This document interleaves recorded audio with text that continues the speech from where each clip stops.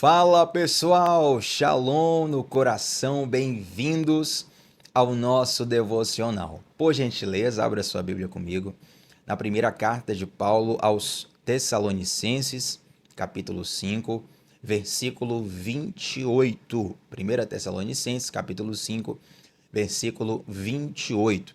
Antes de nós entrarmos no conteúdo de hoje, deixa o seu like nesse vídeo. Se você é novo ou nova por aqui, se inscreve no canal, ativa o sininho das notificações e vem com a gente ficar aqui todos os dias de segunda a sexta, 7h30 da manhã, começando o dia mergulhando na palavra de Deus. Antes de nós lermos o texto de hoje, eu quero fazer um agradecimento especial em público, por assim dizer. Primeiramente a Deus e também a muitos dos irmãos que estiveram conosco no domingo último, onde lá na nossa igreja local, a Lírio Armação, tive a alegria de estar registrando, gravando um clipe de uma música autoral, uma canção que Deus me deu, por curiosidade, ali mesmo dentro da igreja durante um culto, e ela é o Salmo 23 cantado, né? O refrão dela diz assim: Ele é o bom pastor, se tenho a Ele não quero mais nada, se tenho a Ele não me falta nada. E logo em breve, querendo Deus, daqui a alguns dias ela vai ser lançada oficialmente aqui no YouTube, também nas plataformas de áudio que nós temos disponíveis. Tem até uma versão aqui no meu canal dessa canção, mas é uma captação que nós fizemos ali durante o culto, nada muito bem trabalhado. Vamos pegar a versão top mesmo, digamos assim, para lançar nos próximos dias. Eu quero agradecer por todos os que, de certa forma, participaram, estando ali, orando por isso, torcendo por isso também.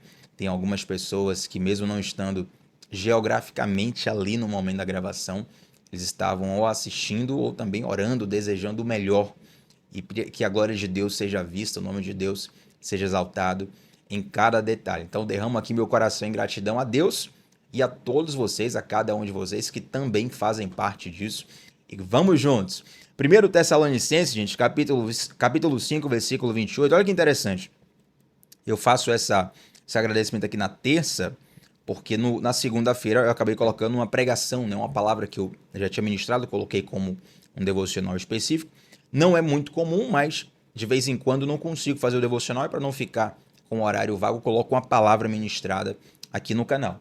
E aí, quando eu abri a Bíblia online, né, no computador, para poder dar uma estudada num texto para poder fazer o devocional, por curiosidade, o texto que estava em destaque no texto, o versículo do dia, o chamado versículo do dia, era justamente esse. 1 Tessalonicenses, capítulo 5, versículo 28. E esse versículo é, inclusive, uma saudação que nós costumamos fazer como cristãos aqui no Brasil. Vamos ler então, 1 Tessalonicenses, capítulo 5, versículo 28. Está escrito assim: A graça de nosso Senhor Jesus Cristo seja com vocês. A graça de nosso Senhor Jesus Cristo seja com vocês. Você deve ter identificado que essa é uma das saudações mais comuns dentre os cristãos. Vai ter uma variação ou outra ali, tem gente que fala paz do Senhor, tem gente que fala shalom no coração, como é o meu costume, tem gente que vai falar graça sobre graça, e alguns falam a graça e a paz, a graça de nosso Senhor Jesus Cristo. E quantas vezes a gente fala isso, assim, repetindo mais pelo costume, né? Você entrou numa igreja, numa comunidade de fé, todo mundo fala isso, você fala também. Você não reflete tanto na profundidade disso, né? Por que o apóstolo Paulo deseja e declara essa graça de Cristo sobre a vida dos tessalonicenses, dos cristãos da igreja pertencente à cidade de Tessalônica? E esse não é a única saudação de Paulo na Bíblia. Os textos bíblicos que Paulo escreveu, são mais de 10 livros de Paulo, ele sempre está saudando os irmãos em Cristo, os irmãos de fé, com esta saudação. Olha, a graça do Senhor Jesus seja com vocês, seja convosco. Então, o que é graça?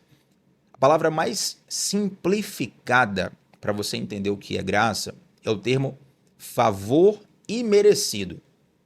Você já deve ter lido isso em algum lugar. Talvez você veja alguém pregando dizendo: olha, graça não é favor imerecido. Na verdade, é muito mais do que isso. Eu até concordo. Mas de um modo simplificado, um modo rápido para você entender, graça é um favor imerecido, ou seja, é uma benesse, é um benefício que você recebe sem merecer. Essa benesse, ela pode ser uma isenção de uma punição, tá bom? Aqui no Brasil, por exemplo, sempre dá polêmica a tal o concedimento de graça que o presidente dá para alguns presidiários. Eu nem quero entrar em política aqui, nem quero desvirtuar, mas isso já aconteceu tanto em governos de esquerda quanto governo de direita aqui no Brasil. O presidente vai lá, concede graça a um penitente, a um criminoso, ou seja, ele perdoa o criminoso por aquilo, está previsto em lei. Isso gera uma grande polêmica porque sempre o lado oposto, o lado adversário, vai ficar insatisfeito com aquilo, né? Então, é como se a sociedade estivesse dizendo assim, ó, essa pessoa merece uma punição. Mas vem alguém na figura de autoridade e diz, eu vou perdoá-lo, mesmo que ele não mereça, eu vou isentá-lo dessa punição. Então, graça de Deus sobre nós, a graça de Jesus sobre nós, ela de certa forma também é isso. Porque nós merecíamos e merecemos a condenação. Agora, Cristo, nós herdamos o mérito de Cristo e Cristo ele paga o preço em nosso lugar. Portanto, a punição que eu merecia, a punição que você merecia, ela foi paga na cruz por Jesus Cristo. O sangue dele foi derramado. E é por isso que hoje, mesmo que eu seja um pecador inveterado, que você seja um pecador, uma pecadora, por que então, Tiago, que todo mundo peca, mas só alguns vão para o inferno? Porque os que são salvos são aqueles que reconhecem a sua total dependência de Cristo. Eu não vou para o céu porque eu sou bonzinho, gente. Eu não vou para o céu porque eu sou melhor que fulano, melhor que ciclano. Eu vou para o céu porque eu reconheço que eu sou tão desgraçado que só Cristo para recompensar essa graça sobre a minha vida. Sou tão miserável que teve que Jesus morrer na cruz para poder ter acesso de volta ao Pai. Entende? Então, o salvo não é aquele que é melhor do que o outro. Na verdade, o salvo é aquele que reconhece que é pior do que o outro. Não é verdade? Então, a graça de Deus, ela tem esse traço de favor imerecido, nesse primeiro sentido que eu estou te falando aqui. Você merece algo ruim e Deus, por misericórdia, ele te isenta, ele te livra desse algo ruim. Então, tanto em termos de condenação, estou falando aqui de salvação, condenação, céu, inferno, como em termos também de situações da vida. Um livramento que você recebe, algo errado que você fez e a consequência poderia ser grave e foi diminuída, uma situação que você se safou na sua vida, tudo isso são termos da graça de Deus sendo derramada sobre você diariamente, dia após dia. Então, se você for recapitular a tua vida, você vai ver que em diversos momentos a graça de Deus ficou nítida. Você fala, olha, isso aqui era para eu me dar mal, isso aqui era para eu sofrer um acidente, isso aqui era para eu sofrer um golpe, mas a graça de Deus me livrou. Então, essa graça, ela é derramada sobre nós. Existem dois tipos de graça, basicamente falando, tá bom? Se você tiver curiosidade de aprofundar teologicamente sobre a graça de Deus, você vai perceber que os teólogos dividem em graça comum e graça incomum.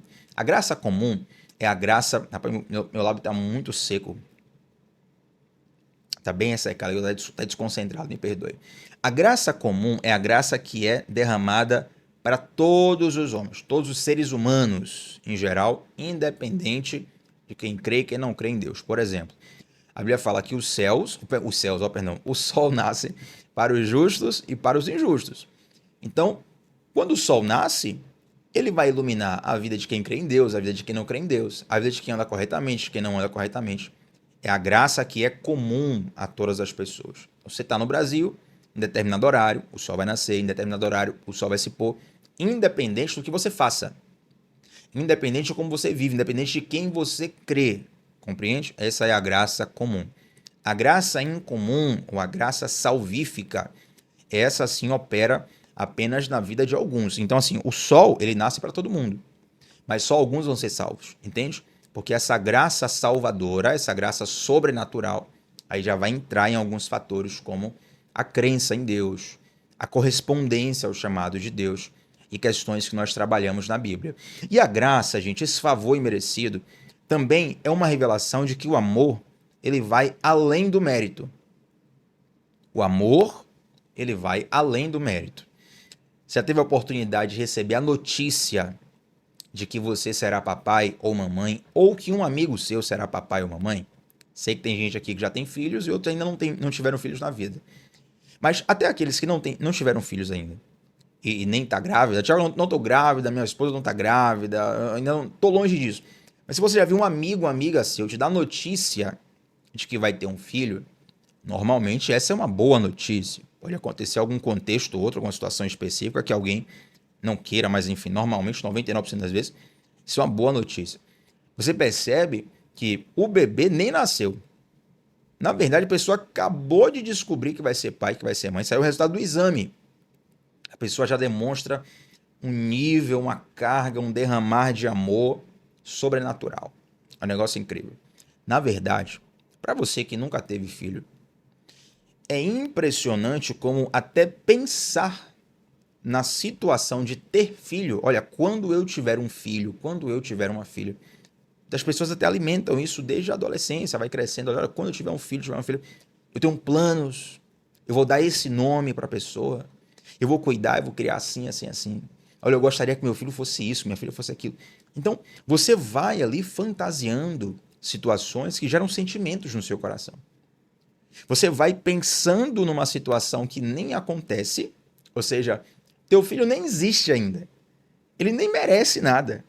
Mas você já o ama e já projeta coisas boas para ele. Por quê? Porque o amor, ele vai além do mérito. E com a graça de Deus, nós sempre alcançamos mais. Então, quando eu desejo aqui a shalom no teu coração, quando alguém fala assim, olha, a graça e a paz de Jesus no seu coração, essa graça é como se estivesse dizendo, olha, vá além do teu alcance normal. Pela tua força, pela tua performance, você consegue ir até aqui. Quando a graça de Deus entra, você vai até aqui. Entendeu? No inglês se chama boost ou upgrade, né? Essa graça de Deus dá esse empurrãozinho a mais. Então, no teu mérito, no teu esforço, por mais talentoso e esforçado que você seja, você só alcança determinado nível. Com a graça de Deus, você sempre vai além. Com Deus, nós sempre alcançamos mais. O que é que isso nos ensina? É que nós precisamos ter a nossa jornada fundamentada na graça de Deus. Sabe por quê, gente? Por mais orgulhoso, convencido, convencida que você seja, é preciso reconhecer que uma hora você vai depender de Deus. Na verdade, nós dependemos de Deus o tempo todo, tá bom? Mas estou falando aqui numa linguagem de alguém que é resistente. Mesmo que você seja resistente no seu coração.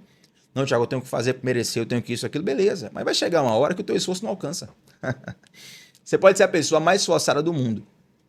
Uma hora você precisa dormir. Uma hora você vai descansar. Uma hora você precisa se limpar.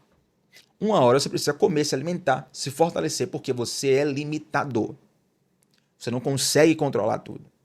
Na verdade, você não consegue controlar quase nada. Até as pessoas mais controladoras que você conhece, elas não conseguem controlar quase nada. Eu lembro de uma lição muito interessante. Só um momento aqui, gente. Olha que o ar-condicionado deu. Só para mudar aqui. Eu lembro uma questão muito interessante. Quando meu pai, ainda o adolescente, meu pai me ensinou a dirigir, né? E meu pai sempre falou assim, ó, tanto para mim quanto para minha irmã, a gente aprendia junto ali. Então, quando eu não tava no volante, eu tava vendo minha irmã e aprendendo também. Aí meu pai sempre falava assim: você tem que dirigir por você e pelo outro. Aí eu pensava, pô, dirigir por mim e pelo outro? Eu já tô tendo dificuldade aqui para dirigir, tô aprendendo, tem que dirigir pelo outro ainda. Mas ele falava assim: tem que dirigir por você e pelo outro, porque às vezes você morre estando certo. Não é só porque você tá certo que você vai fazer. Porque às vezes você tá certo, tá na velocidade certa, tá na linha ali da estrada certinho, tá com todas as contas de segurança corretas, mas tem um cara que tá maluco. Tem um cara que bebeu e dirigiu.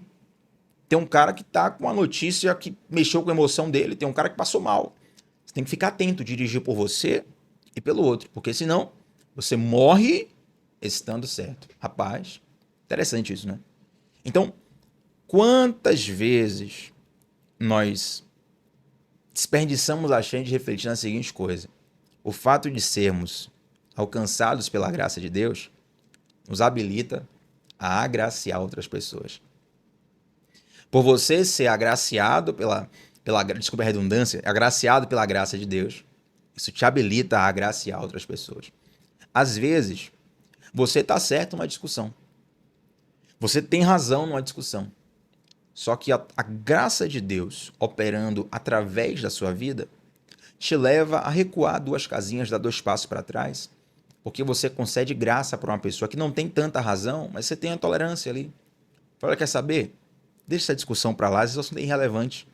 E você prefere manter a amizade do que ter razão. Manter um casamento do que ter razão. Manter um vínculo do que ter razão. Não é verdade? Eu não estou usando aqui, gente, exemplos extremos, tá? De pessoas que, Tiago, vou colocar em risco a minha vida, enfim, a minha dignidade, não é isso. Mas, por exemplo, quantas amizades a gente vê por aí sendo destruídas por questões que, no fundo, são fúteis. Entretenimento, esporte, política. Infelizmente, no Brasil, a coisa chegou nesse nível. Né? Nos últimos anos, a polarização política, que é no mundo todo, mas a gente vive no Brasil, então vamos falar de Brasil. Né? Ela destruiu muitos vínculos de amizade, famílias, até em comunidades de fé que racharam por conta de preferências políticas. Tiago, a política não é importante? Claro que é importante. Só que o que é mais importante é você ter razão política ou você caminhar junto com seu irmão? Né? O que é mais importante, tua família ou teu voto? Entende? Então, às vezes, você tem que reconhecer que tem discussão que você não vai ganhar. Que tem conversa que existe um tempo certo, uma forma certa e um tom certo para ter. E um limite. E tem pessoas que, por mais que você tenha razão, elas não vão te escutar, elas não estão abertas a te escutar. Então, olha, escanteia, deixa para depois esse tema. Cara, a pior coisa que existe na face da Terra, não sei quem vai concordar comigo aqui, é quando você reúne amigos, familiares, pessoas que às vezes você nem vê tantas vezes assim, então você tem aquela ocasião específica ali, né, para se reunir, o Natal, por exemplo, né, um feriado, um aniversário, alguma coisa, e aí alguém começa a discutir por causa de política. Meu Deus do céu, um negócio assim absurdo, a capacidade da pessoa de estragar o momento. E olha que eu sou um cara que eu amo política, vai falar de política, principalmente no campo ideológico, filosófico, assim, eu mergulho demais, amo demais. Política partidária, eu vejo as notícias, mas não sou tão apaixonado assim em discutir. Pode conhecer, de saber o que está acontecendo, discutir não. Mas o tema política me atrai muito. E mesmo assim eu percebo que é um tema como, por exemplo, tá? Estou utilizando o exemplo, não estou demonizando a política, mas utilizando o exemplo. Por exemplo, é um tema que se você evitar em determinados momentos, você consegue ser mais saudável nas suas relações. Pega essa palavra em nome de Jesus. Então, claro, esse é um exemplo. Poderia dar exemplos de questões mais fúteis, de questões até mais importantes. Porém, se você foi agraciado por Deus, então você também foi habilitado para agraciar. Isso te leva, por exemplo, a refletir no perdão. Talvez tenha alguém aí, uma pessoa que veio na tua mente agora, teu pensamento, fala assim, Tiago, essa pessoa, ela não merece perdão. Essa pessoa, ela errou muito comigo. Chateado, tô chateada com ele, com ela. Para essa pessoa, eu não abro exceção. Mas você é uma pessoa que não merecia o perdão de Deus. E Deus te deu um perdão que você não merecia. Entende? Então, talvez você precise perdoar uma pessoa que não merece o teu perdão. Quando você é agraciado, agraciada por Deus, você também é habilitado para agraciar. Quando o apóstolo Paulo fala assim, ó, a graça de nosso Senhor Jesus Cristo seja com vocês, não é só uma graça que te favorece, mas é uma graça que te ajuda a favorecer. A graça de Deus não é apenas o favor de Deus sobre nós, mas nos ajuda a favorecer outras pessoas. É claro que perdoar nem sempre é devolver todos os acessos. Né? Como assim, Tiago? Me explica. Vou abrir esse ponto aqui para a gente fechar o devocional, só para não ficar mal entendido, né? Certa vez no discipulado estava fazendo, uma pessoa fez uma pergunta interessante. Tiago, o que seria perdoar como é que eu posso perdoar uma pessoa que eu sei que não está recuperada, que vai cometer o mesmo erro? Aí eu peguei, gente, um exemplo bem extremo, tá? Pelo amor de Deus. Estou usando aqui um exemplo extremo para ficar clara a situação. Vamos para um exemplo. Digamos, Deus livre e guarde, em nome de Jesus, sobre a sua vida, sobre os seus parentes, qualquer coisa. Deus livre e guarde, uma situação hipotética. Vamos colocar aqui que no teu seio familiar tenha um infante, uma criança, né? Uma pessoa na idade de criança, e essa pessoa sofreu ali um abuso infantil. Questão criminal, você tem que denunciar, procurar as vias jurídicas, e inclusive isso vai levar você a cortar relações com a pessoa que cometeu isso, correto? Tudo bem. O que é perdoar nesse momento? É botar a pessoa de volta dentro de casa? Não. Perdoar é você liberar o coração. Porque talvez a pessoa não esteja recuperada o suficiente para poder voltar àquela situação, entende? Um professor que atue com crianças, um tutor, um parente. As pesquisas dizem que normalmente esse tipo de situação ocorre com pessoas que são de confiança da família. É porque para ter acesso à criança, normalmente é alguém de confiança da família, está ali próximo, é um parente, é um amigo, é alguém que frequenta o mesmo círculo. Então, quando aquela pessoa mostrou que ela não é capaz de lidar saudavelmente com aquela situação, você tem que proteger a criança e aquela pessoa. Entende? Mas o perdão pode ser liberado. O que é o perdão? É você liberar o teu coração. É você não deixar essa mágoa te consumir. Isso é o perdão. Então, nem sempre, é claro, o perdão vai devolver os acessos que a pessoa perdoada tinha. Mas o perdão precisa liberar o teu coração. Aí o tratamento da pessoa, aí já é uma coisa que não depende tanto de você, né? Você pode até ajudar nisso em alguma medida, mas não depende de você, depende da pessoa. Entende? Só pra gente ficar claro. Mas não é porque alguém fez algo muito ruim, muito feio com você, que você fala, Thiago, essa pessoa não merece. Sabe por que a gente pode falar isso? Porque Jesus nos perdoou sem nós merecermos. Porque a graça de Deus foi derramada sobre nós sem nós merecermos. Porque o favor de Deus nos foi dado sem nós merecermos. Então, se eu fui agraciado, se você foi agraciado, agraciada, então nós também fomos habilitados a agraciar o mundo ao nosso redor. Todas as vezes que você faz o bem, você está agraciando. Todas as vezes que você fala a verdade, você está agraciando. Todas as vezes que você melhora, desenvolve como pessoa, como ser humano, você está agraciando. Todas as vezes que você abençoa alguém, você está agraciando. Você tem ricas e muitas oportunidades de agraciar alguém no teu dia a dia, tua família, no teu trabalho, na rua, com uma pessoa que você nem conhece, mas a ocasião lhes colocou juntos ali. Se você foi agraciado, agraciada por Deus, agora é hora de agraciar, mesmo que alguém não mereça. O amor não é para quem merece. O amor é para quem precisa.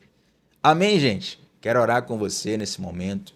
Senhor Deus, te faço uma oração especial, Pai. Primeiramente te agradecendo, porque a tua graça foi derramada sobre nós, sem nós merecermos. Tua palavra fala que o Senhor nos amou quando nós ainda éramos pecadores, quando nós ainda éramos inimigos de Deus.